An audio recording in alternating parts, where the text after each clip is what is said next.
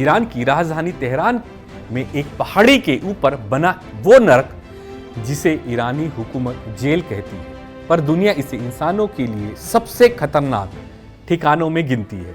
23 जून 2025 को इजराइल ने इसी जेल पर हमला किया। ईरान ने अब स्वीकारा है 71 लोगों की मौत हुई, लेकिन क्या सिर्फ 71 मौत, या ये हमला दरअसल एक पूरी प्रणाली की परतों को उजागर करने वाला एक्सरे है? चलिए देखते हैं आज का दूसरा पहलू। 23 जून का हमला, कबूलनामे के पीछे छिपा नरसंहार।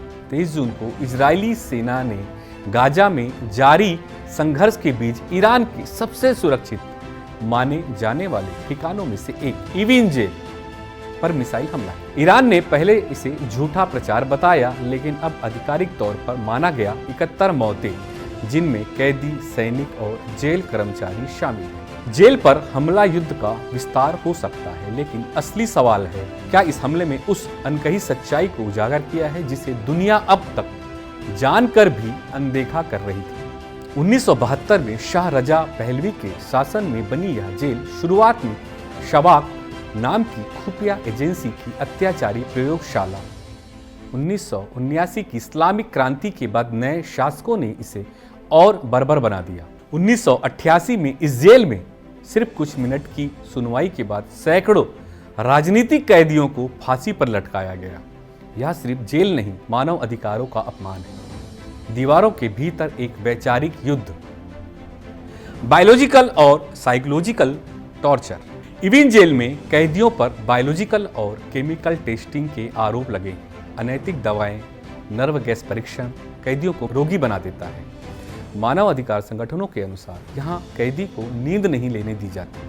हफ्तों तक अंधेरे में बंद रखा जाता है और स्त्रियों के साथ यौन उत्पीड़न भी आम।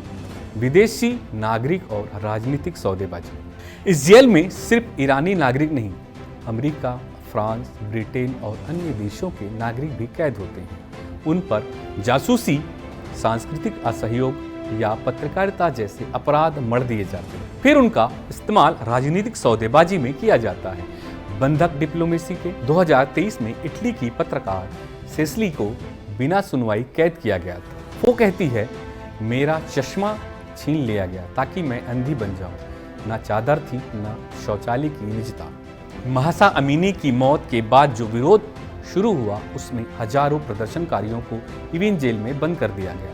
कई महिलाएं महीनों तक नजरबंद रहीं। किशोरों को टॉर्चर करके कबूलनामे लिखवाए गए। सैकड़ों केस बिना मुकदमे के बंद कर दिए गए। इविन जेल अब ईरानी विरोध की कब्र बन चुकी है, जहां विचार, सवाल और आज़ादी तीनों सजा पाते हैं। इजरायली हमला, सैन्य कार्रवाई या सियासी संदेश। तो क्या इजराइल ने सिर्फ एक जेल पर हमला किया था? हम जानते हैं कि तुम्हारी सरकार के अंधेरे कहाँ छिपे। इजरायली डिफेंस फोर्स ने बयान जारी किया, यह उन ठिकानों पर हमला था जहां आतंकी नेटवर्क पलते हैं। लेकिन अंतर्राष्ट्रीय समुदाय सवाल पूछ रहा है, क्या युद्ध के नाम पर जेलों को टारगेट करना उचित है? दुनिया क्यों चुप है? अंतर्राष्ट्रीय मानव अधिकार संगठन रिपोर्ट जारी करते हैं, पर संयुक्त राष्ट्र जैसी संस्थाएं बयान देकर चुप हो जाती हैं। ह्यूमन राइट्स वॉच और एमनेस्टी इंटरनेशनल कहती है, इविन जेल में जो हो रहा है वह आधुनिक युग की गुलामी है। तो क्या यह इंसानियत सिर्फ प्रेस रिलीज में जिंदा है? इविन जेल के भीतर क्या हो रहा है, शायद कभी कोई अंतर्राष्ट्रीय अदालत साबित नहीं कर पाई, लेकिन इतिहास गवाह है, जहां विचार को कैद किया जाता है, वहां सत्ता की उम्र घटने लगती है। दूसरा पहलू यही पूछता है, क्या हम आधुनिक दुनिया में रह रहे हैं, या अब भी वही जमाना जहां दीवारों के पीछे मरने वाला आदमी सिर्फ एक संख्या बन जाता है?